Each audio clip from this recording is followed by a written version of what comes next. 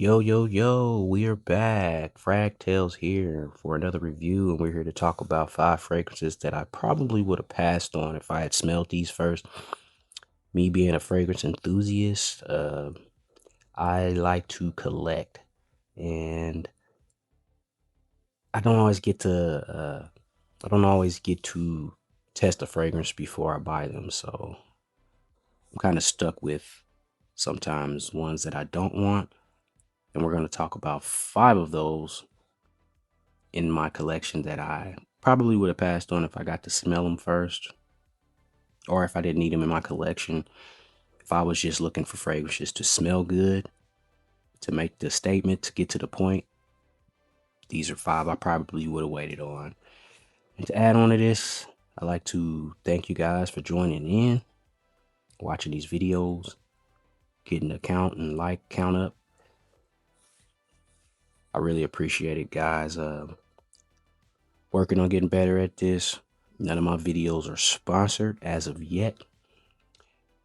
So these are my opinions, my thoughts, my truths on my fragrance collection. And I want to thank you guys for joining in and tuning in. So let's get into this. In the number 5 spot, I probably would have stayed away from this if I knew what this smelled like. From the house of Lattafa, this is going to be, I don't want to butcher the name, but Khaltat Al Arabia. I think this is from the Royal Blends edition, guys. They claim this is a Oriental fragrance that is unisex, with top notes of fruit, apple, middle notes of spices, nutmeg, and clove, base notes of amber, woodsy notes, and musk. To me, on the nose, this smells like spilled beer, ladies and gentlemen. This smells like spilled beer with some fragrance on top of it. I probably would have stayed away from this. They said it's unisex, but to me, it leans very old womanish. Very old womanish to me. So, yeah, this is one that you see out in the wild. I would stay away from it. It does not smell good. The performance is weak. You're probably going to get about 3 to 4 hours on it if you do like it. And it just doesn't have no personality. It's just a bland, boozy, fruity scent. And I would stay away from it. From the House of Lattafa, this is Khaltat Al Arabia. All right, people. We are in the number 4 spot.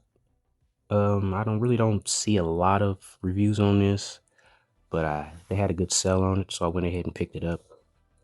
But I probably would have stayed away from it if I didn't have to blind buy it. Go for it, make some good fragrances, but this one I probably would have passed on because it's just not my style. I think it leans a little feminine. From the House of Gulf Orchid, this is Yacht Club, an amber, violet, leather, smoky fragrance from the House of Gulf Orchid. They claim it's unisex, but to me it leans a little feminine. You got top notes of bergamot, middle notes of violet, labdanum, incense, base notes of leather, honey, and vanilla. I mean, what the name says is Yacht Club. It's pretty much a boozy aquatic scent to me. With the bergamot incense, it kind of gives it that depth, but the violet is what makes it a little too sweet, a little too feminine. Performance on it is not too good. You probably get about 6 hours total projection on that. After that, it's pretty much a close skin scent. This is one I would have stayed away from. Leans a little feminine, so if you're a man's man looking for something youthful, something masculine, this is something I would stay away from, ladies and gentlemen. I had to add ladies on there. I want to exclude you guys. Now, lady, I don't know. A lady might like this. But to me, this is one I would have stayed away from. From the House of Gulf Orchid, this is Yacht Club. All right, guys, we are back in the number 3 spot. We're here to talk about a designer I would have stayed away from if I had to smell it first. Smells nothing like it's the name says. So This was one that I probably would have stayed away from if I wasn't adding it to the collection of these. I am trying to get all these in the collection, but I would have stayed away from this if I was looking for something that smells good. Just if I was looking for something to spray on to make the statement and get to the point. From the House of Banana Republic, this is 83 Leather Reserve. Unisex fragrance, they say, from Banana Republic. Launched in 2017. And the nose behind this one is Vincent Kuczynski. Top notes of cypress, lemon, and bergamot. Middle notes of cedar and neroli. Base notes are suede, vetiver, tonka bean, and amber.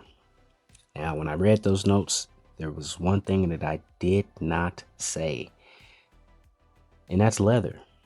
It says this is leather reserve. There is no leather. There is no suede. There is not. It's just a sweet scent to me. It's a little bit of a bold one, but it's a sweet bold. You're gonna get more of the cedar notes, cedarwood notes, tonka bean notes, and neroli.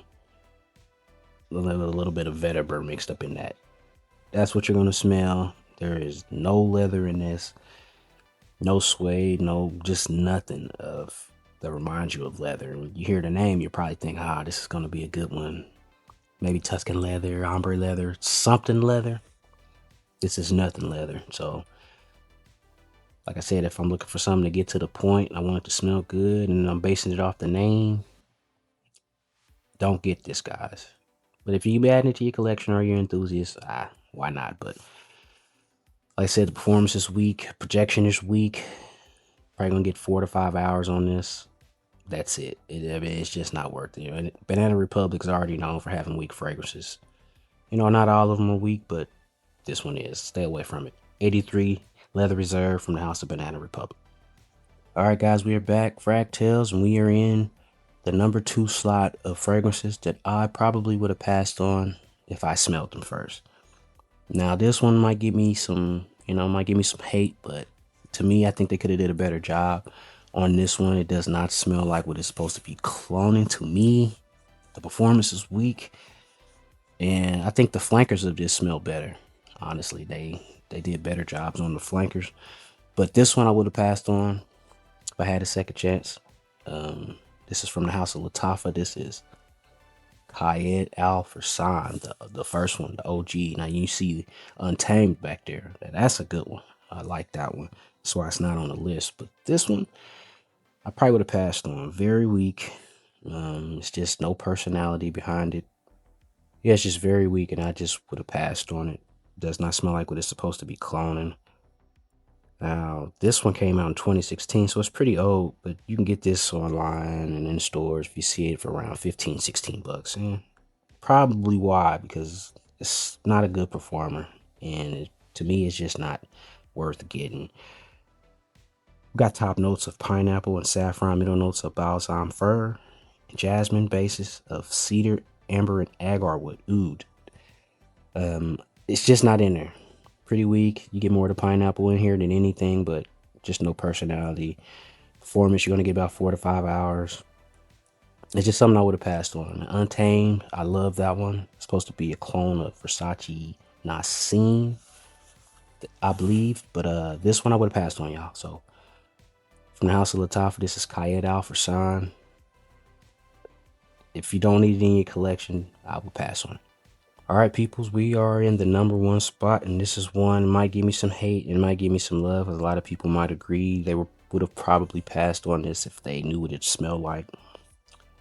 And it's shocking from the House of French Avenue because they usually make good stuff, but you can't knock them because, hey, they make stuff that punch. But this is one I would have passed on. This for unique and, I guess, older noses. I would put that way. From the House of French Avenue, this is Azur Oud. Very punchy rose. Fruitiness, oud leather, slightly sweet, slightly headache inducing. It's just very strong fragrance. You're going to probably get more than 12 hours of performance on this. And the CI is pretty high too. sticks out in here, man, you got the rose and the saffron. That's what's going to stick out. Oud, maybe it's very synthetic, but it's in there. Leather, guaiac wood, amber, cedarwood, vanilla, sandalwood, labdanum. Very complex, guys. I will probably pass on this. Very complex and rich. I mean, you don't like rose and saffron together, pass on it. Pass on it. I know a lot of people see this at Burlington Coat Factory. You might see it at TJ Maxx here and there and Marshalls, but mainly at Burlington, and this is one I would pass on. Very funky, very unique. If you're not into that rose and saffron, this might make your stomach hurt. So, from the House of French Avenue, this is our Azur Oud. And these are the 5 fragrances I would pass on if I was just getting straight to the point, wanting to smell good, because none of these would smell good on me, and they wouldn't last long. Well, let me stop lying, because this one would last long. It just won't smell good. This is not nothing that your girl would want to smell you wearing. Very strong, very unique. I can't think of no occasions that you would wear this. But yeah, for French Avenue, this is Azur Oud. Thank you guys for joining me on this 5 countdown list of fragrances I would probably pass on. If you agree with me, comment, like, and subscribe. Let me know what you think of this video, and we're going to get into some more here soon. So stay tuned. We're going to drop more videos, working on getting this content stuff down. Like I said, none of my videos are sponsored yet. If you're looking for me to review a certain fragrance, drop that in the comments, like I said, and I'll look into doing that. Again, this is Frag Tales. I am out. See you guys on the next video.